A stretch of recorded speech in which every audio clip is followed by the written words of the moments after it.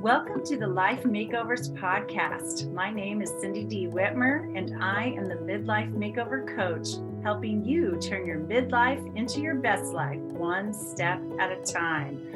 Through powerful conversations, my own midlife roller coaster story, and over 3 decades of helping people transform their lives through counseling and coaching, I am on a mission to help you create your own definition of success and happiness. Thank you for being here. Hey, everybody, it's Cindy here. Thank you for joining me at the Life Makeovers podcast. I am so happy you are here. If you want to try out coaching, just get a little sample of it for free and have a conversation with me and have me evaluate your confidence and get you started on a path to greater confidence and creating the life you really, really want. Just go to timewithcindy.com and schedule a free time with me. It's just a conversation, and I will look forward to talking to you. So, today I want to talk about spring cleaning because here we are. It's spring. Yay, spring is here. And often that gets our juices flowing to start to do some cleaning and decluttering and different things. And so I'm going to talk a little bit about that kind of spring cleaning, but then I'm going to add a little twist to spring cleaning and talk about another way that I like to clean and that I think we all need to clean regularly, not just in spring, but almost make it a daily practice. So we're going to talk about that too. So let's start with the traditional spring cleaning. And I've still got it in the throat a little bit. So I'm going to take a sip of tea from time to time. Those of you who are watching on YouTube, what do you think this mug is from? This is one of my favorite mugs. My daughter gave it to me. And do you know what it's from? Luke's, it says on it. It is from the TV series Gilmore Girls. Gilmore Girls. She and I used to watch that together. Great fun. And so she gave me this mug because I was in love with the character of Luke, who owns a restaurant. And he's just a hunk of burning love. But, he never called back when I was single. So, he missed his chance. Now I'm married. Too bad for you, Luke. Okay. So anyway, let's talk about spring cleaning before I go down a slippery slope that doesn't matter. All right. So decluttering is a huge type of spring cleaning. And, we have all kinds of clutter. One is just excess of material items, right? Just an excess, like things, just stuff that's compiling. You've had around forever, more than one of the same item, things like that. So there's that kind of thing. And then there's memory clutter, which is all those things from postcards and knickknacks you bought on vacations back in the 80s, or maybe your high school medals or trophies. It could be, 80,000 pictures you have on your computer. It could be, there's lots of kinds of memory clutter. And then there's also sentimental clutter, which can be, perhaps you inherited your grandparents' whole household and you've got, stacks of furniture and books and items of theirs that, you don't even use or want, but you're the storage bin for that. Or maybe it's not that dramatic, but you have several things of your deceased parents or whatever, and you're just hanging on to them because you just, gosh, what do you do with that stuff, right? And we feel bad if we throw it out or give it away. We think, gosh, don't we have any heart for our family and, that kind of thing. So things can accumulate and so forth. So when you think about cleaning out your clutter, just do a little tour in your mind right now of your home, your spaces, your office, your car, your garages, attics, and some of you have storage sheds. 25% of you in America can't even get your cars in your garages because you need the storage space for all the stuff you have. 10% of you at least rent storage spaces outside of your own property for things. So we have an issue, right?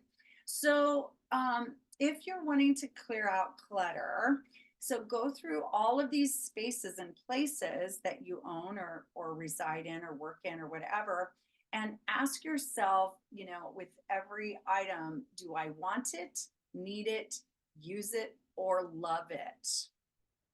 Maybe you want it and you love it. Maybe you use it and you need it. Maybe you don't want it. You don't really need it and you don't use it and really you don't love it. If you say no to all four of those things, you do not want it, need it, use it, or love it. That means this is an item that is up for grabs, right? So you can either throw it out, sell it, recycle it, give it away, whatever, but that is definitely something you can clear out of your house. So that's just a 10-second offering on how to do some of that sorting through things, whether to keep it or get rid of it. Just ask yourself those things. And then there's disorganization. Disorganization, another way to spring clean our lives is to get more organized, right? Get more efficient and organized so your life rolls along more smoothly for you. So disorganization can show up again with the stuff like you may not know where everything is that you have, or you may have lost things and then bought replacement items, and then now you realize, oh, I know I have two or three of those anyway. And you may, if you find yourself going, where do I keep that, where do I put that, oh, I want that, where is it, then you may not be very organized. And so even if you keep everything that you have in all your spaces, you want to organize them so you can access them easily. You have a system in place where everything goes. So everything has a place and you know where things are. So you organize your office supplies together. You organize your kitchen supplies together. You put the shoes and the clothes all in one place. You put the, whatever. You get all your decor of different holidays all together in different, bins, or label them or whatever, but just get organized. You want to organize your stuff, so again, so it's like a system that runs smoothly for you. And then organizing your money. Many of you are disorganized with money. You don't know, oh gosh, when are my bills due? Wait, what bills do I even have? What do I have on that credit card? How many credit cards do I even have? What are the interest rates on those credit cards? Where are my investments? Where do I keep all my retirement stuff? What kind of investments are they? Where are they? Who's helping me with those? How many accounts do I have? Do I have all my accounts have a second person on them in the event of something happening to me? Just get organized. Where's your cash flow? What's your income versus your expenses? Get organized with your money. You will feel more empowered. You will feel more financially secure just knowing what's going on. One of the big mistakes that people do when they're scared about their money is they ignore it. But I want you to just face it head on and get really organized so you can put a plan together. If it's not going smoothly for you, once you get organized and you know what the full picture is, you can make decisions that really support creating the financial freedom that you want. So get organized with your money and you will feel better. So all these forms of spring cleaning that I'm sharing today are to lift a sense of burden or overwhelm off of you and help you feel calmer and better and like more smooth sailing in your life. Okay. And the other area where some of us can be very disorganized is with our time disorganization. Ooh, please clean this up. If you're one of those people that are kind of chaotic about time, you lose track of time, you waste time, you don't realize you're wasting, you think there aren't enough hours in the day, and you find yourself saying this a lot, but yet you're wasting time without even realizing it. And you go around in circles in your life, right? Trying to get things done and that kind of thing. So look at how you spend your time. Look at where, what you enjoy doing with your time. Look at the areas of time that you're spending on things that really don't matter to you, that you do not value, that you really are not interested in. Really do some filtering here, because how we spend our time and how we spend our money, also, we want that to be a really accurate reflection of who we authentically are. Because the more how we spend our time and how we spend our money reflects who we actually are, the happier we're going to be, the more meaningful our lives are going to be. And so if you're running around, your head's spinning and you're meeting yourself back and forth and you're doing stuff for other people or you're, whatever it is, or working a job you hate or, getting overwhelmed with what you have to do and no, quote unquote, no time to do it, then it's time to get organized with your time. So you want to redefine time and really set a schedule for yourself with all your priorities for a day, all your priorities for a week and for a month, and so on, and get yourself organized in those ways. Now, okay, so those are some three areas of disorganization. When you clean those up, oh my gosh, you're going to feel so much better. Let's have a sip of tea and we'll move on to what I call incompletes. Incompletes. Let's clean these up this spring, people, or at least get a good start on it. So, incompletes are things that are just that they're details in your life that are not completed. Okay, so for example, you may have like a picture you've been meaning to hang in your living room for 6 months, and the picture's sitting there, and you just need to get the hanging stuff and get your hammer and do it, right? Measure it and do it. But you haven't done it, you haven't done it, you haven't done it, you haven't done it. This can be, the door that squeaks really badly every time you open and shut it, and you keep thinking, oh, I need to oil that. Oh, I need to oil that. Oh, I need to oil that. This could be your car that's making a weird noise, or you're overdue for an oil change, or it's time to get the tires rotated, or overtime to get the tire, just things like that. These are things that need to be fixed, that need to be, put to a sense of completion. They're called incompletes. Another example of this is projects, ongoing projects. Maybe you've painted half of your living room, but you haven't finished the other half. Maybe you've been meaning to put a scrapbook together for your grandchild that's going to graduate from high school in time for graduation this spring, and you haven't gathered the materials for that, or you have gathered them but you haven't started cutting things out, or whatever. So any project that's kind of dangling there, you've gotten three estimates for the bathroom fixtures replacement, or the bathroom redesign, and you haven't, punted on which one you want to do and who you want to hire to do that for you.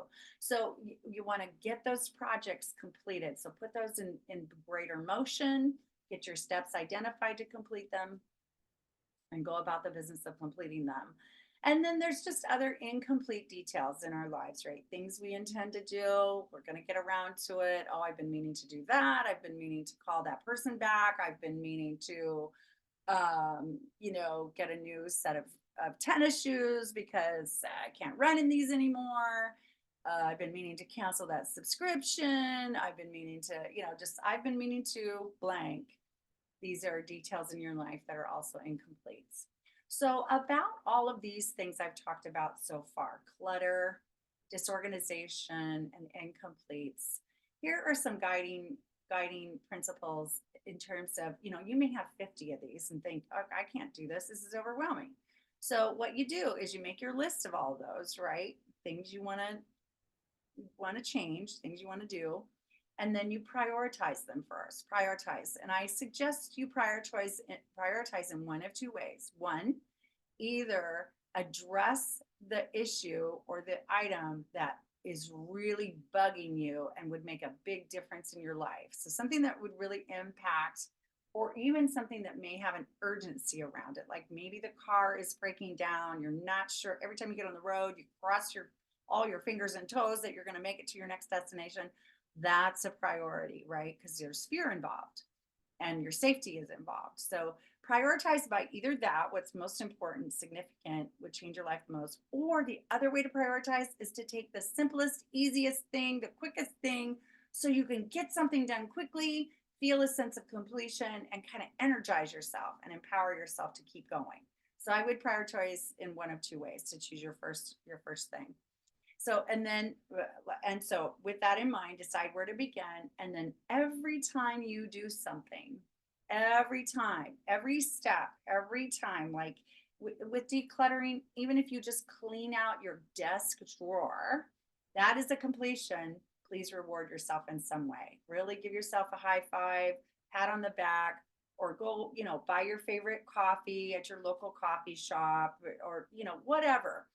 Let yourself go to the movie, whatever it is, but give yourself some sense of reward, again, to keep you going.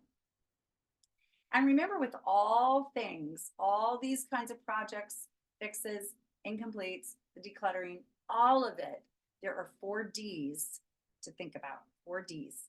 One is you either do it yourself, right? D, do it yourself. You delegate it. You can hire out some things. There are professional organizers who could help you with your disorganization. There are people who can do the landscaping for you that you've just waited and waited and waited and waited on.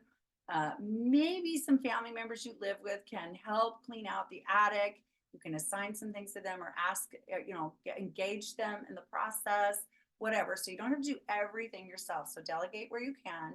A third choice is to delay, like go, oh yeah, I've always wanted to do that.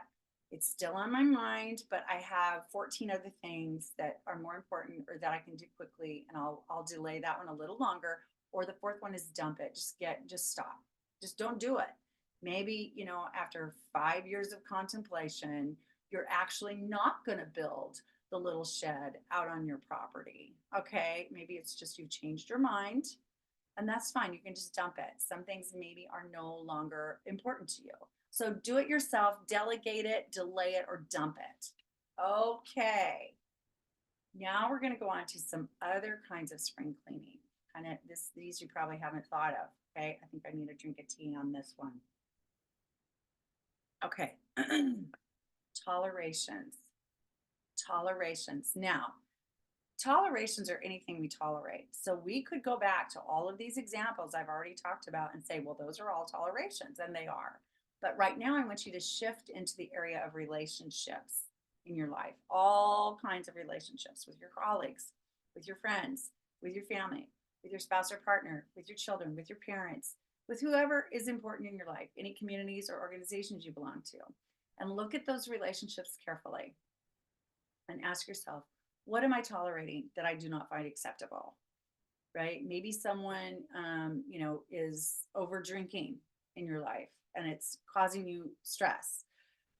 Maybe someone is very, very critical of you and seems to think you need their unasked for advice and criticism and feedback all the time, and you really don't want it. Maybe you have someone in your life who really you feel taken advantage of. They're always asking, asking, asking, and not giving, giving, giving. Very imbalanced relationships. Maybe you're dating someone who, is allergic to cats, and you love cats. And you're like, I can't even have this person in my house. Why am I dating him or her? Just whatever are you tolerating? What are you tolerating? Now, I hope and pray you're not tolerating abuse or, violence or emotional abuse, physical abuse, violence, sexual abuse. Please don't tolerate any of that. That's dangerous. It's life. Just, it's not good. It's not a safety. It's not safe. It's please end those relationships immediately or get help around all of that immediately. The most things, with other people, we just go, like maybe your boss, really overloads you with work and lets other people under function. And maybe that means you need to have a strong conversation with your boss, whatever, or look for another job or whatever. But just please evaluate and clean up anything you can in terms of your relationships where you are tolerating things. And maybe, I hate to say it, but maybe even you're tolerating behavior in yourself that you really don't feel good about. Maybe every time you're around your brother or sister, you find yourself acting like an immature child or swearing or gossiping or, doing things that you really don't value or wouldn't normally do, but somehow you let yourself, shift into that kind of lower level behavior when you're around certain people. So ask yourself too, how am I showing up in my relationships that I do not want to tolerate in myself anymore? All these things, again, this is cleaning out our lives, cleaning out our minds. It's all to make your life run more smoothly and you feel better about yourself and your life. Okay, another one, habits. Habits. Okay, now our habits can be extremely healthy and life giving and empowering and wonderful and help us create the life we actually want. However, you may also have habits that are toxic to you and draining and take you away from the life you actually want. And so check them out, look them over. This is all kinds of habits now. This could be things like your habits with your body, like what you eat, what you drink, any substances you use, the exercise or movement that you have or do not have, your sleep and rest habits, your relaxation habits, your fun habits. This could be habits of cleanliness in your spaces. This could be work habits that are either constructive or destructive, financial habits. Just look in all areas of your life and go, what habits do I have that really do support the life I want to live, and what ones need to go, and start filtering through those habits of yours. Okay. Okay. So now we're going to move on. I hope you're still hanging with me. I know this is a little longer today, but I really want to dive into spring cleaning our minds.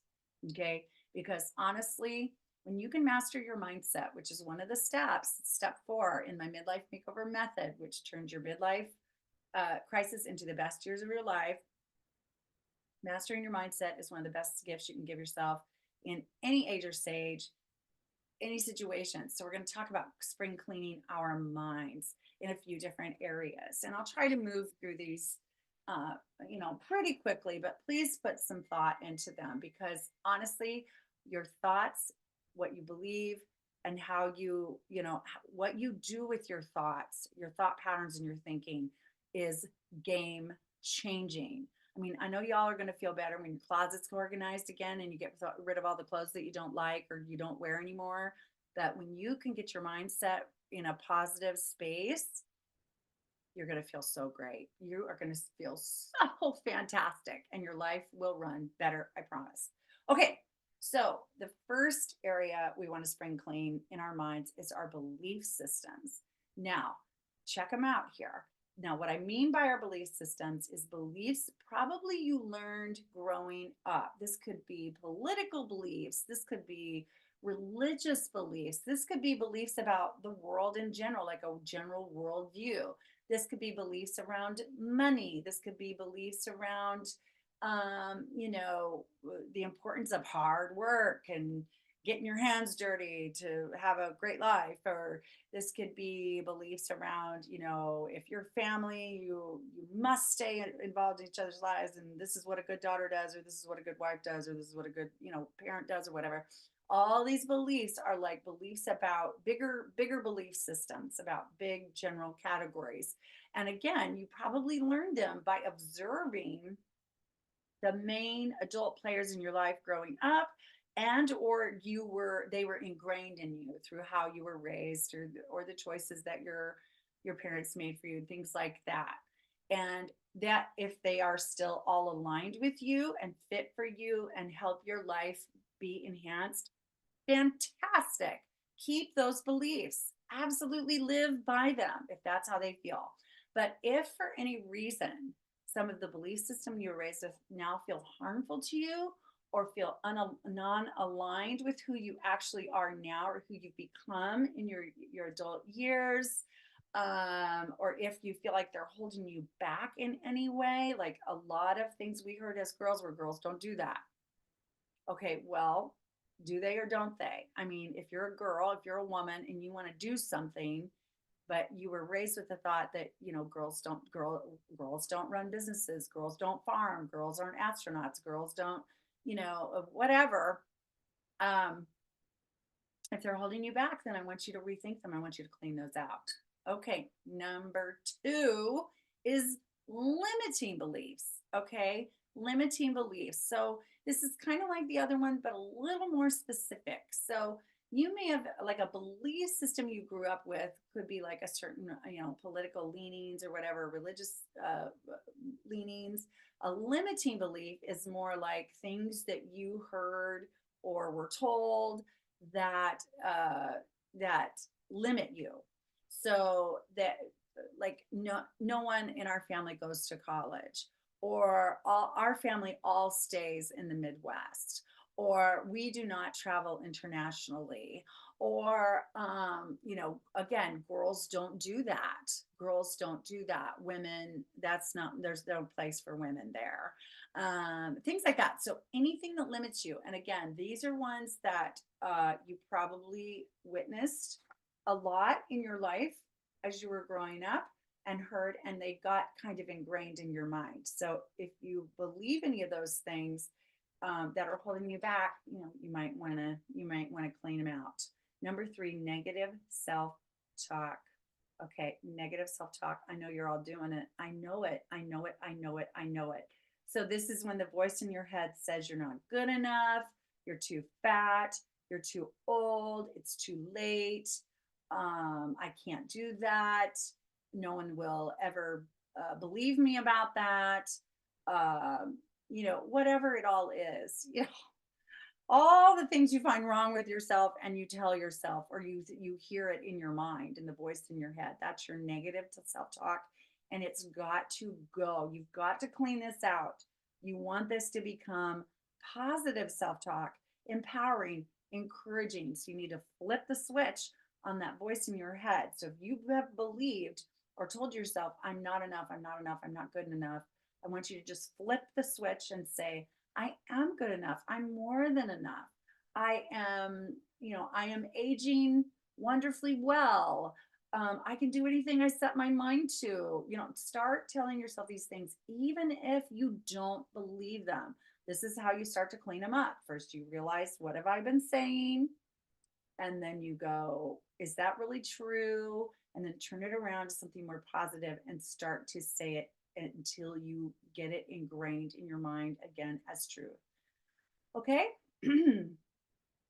Okay, number four, another way to spring clean our minds is to look at our fears.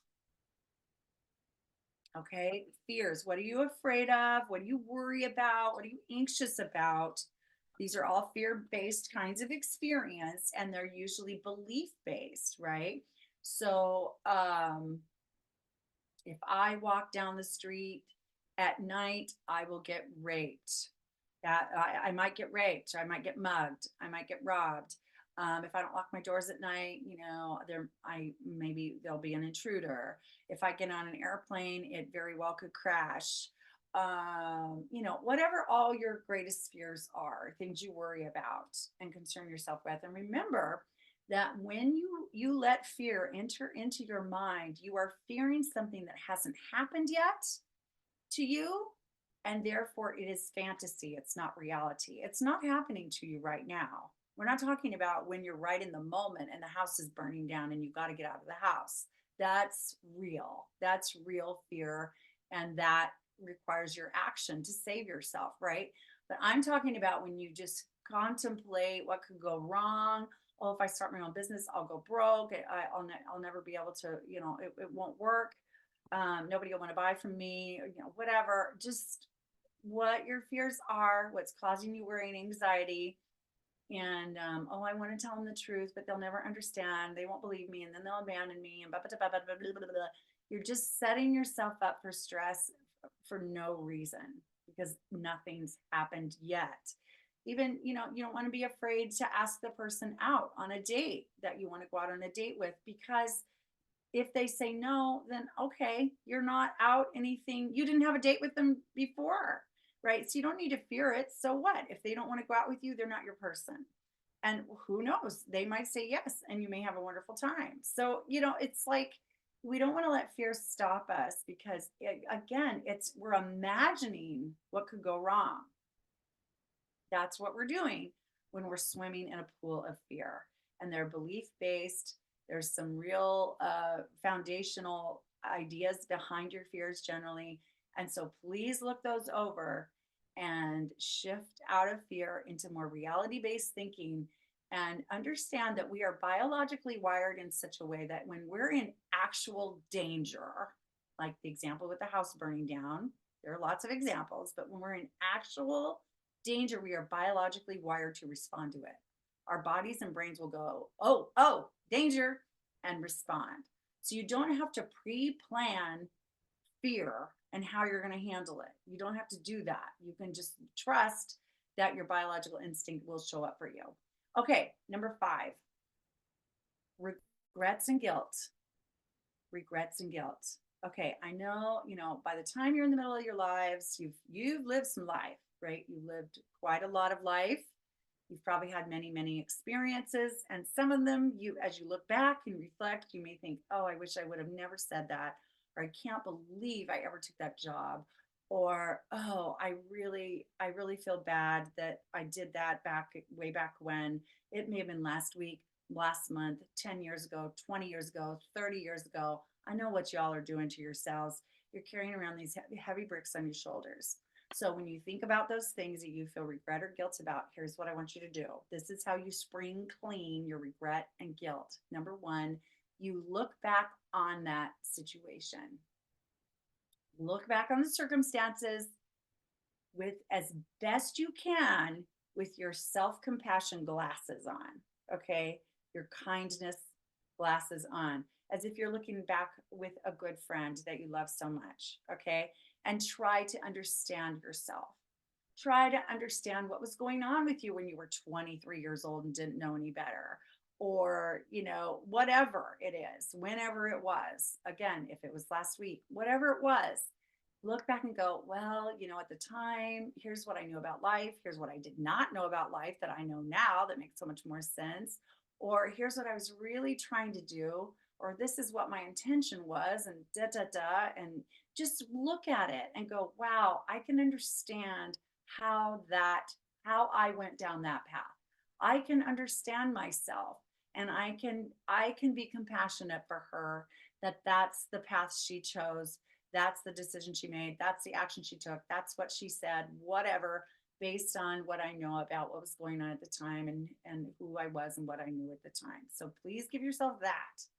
Then, if you need to make amends with someone, if there's some dangling thing you want forgiveness for, or you need to say you're sorry to, whether they are alive or deceased, you can do this. Go ahead, make a gesture, give them a call, write them a letter, send them an email, ask to meet with them in person. If they're deceased, go to their grave, or just talk to them, or pray to them if you believe in that, or whatever, but let it out, release what you feel bad about, say you're sorry, ask for forgiveness, however you want to make amends, make it. Okay. And then make your changes now, like who you were then or what you did then, learn from it, like grab the lesson and take note of how you want to do it differently or show up differently in your life in whatever area this is, and change your behavior, or make a different decision now, or treat people differently, or think through things more carefully, or whatever, but make a change based on what you learned from this experience and reflecting on it, and then let it go. You gotta let it go. Okay. Let it go, let it go, let it go, let it go.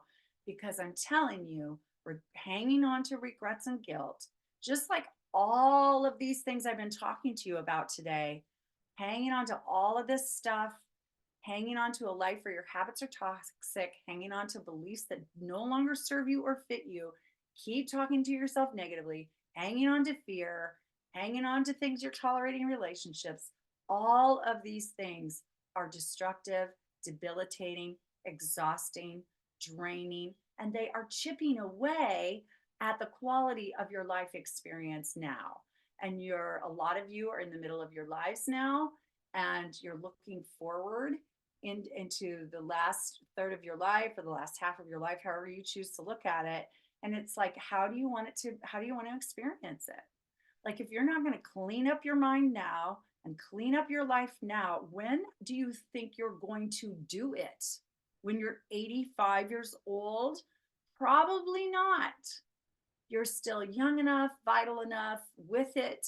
You can make a lot of conscious decisions and choices now that will cause your next decade or two to be very, very more meaningful, more fun, lighter, and better.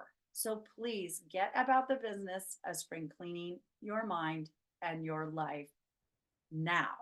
So I hope this was helpful.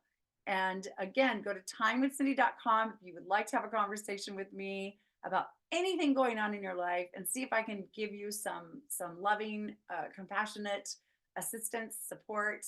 And there's no obligation with that. Timewithcindy.com. Thank you so much for listening, and I will talk to you again soon. Bye-bye. Thank you so much for listening to the Life Makeovers podcast. Please like, subscribe, and share this podcast with those that you think would also benefit from what we're doing here. And I will talk to you again soon.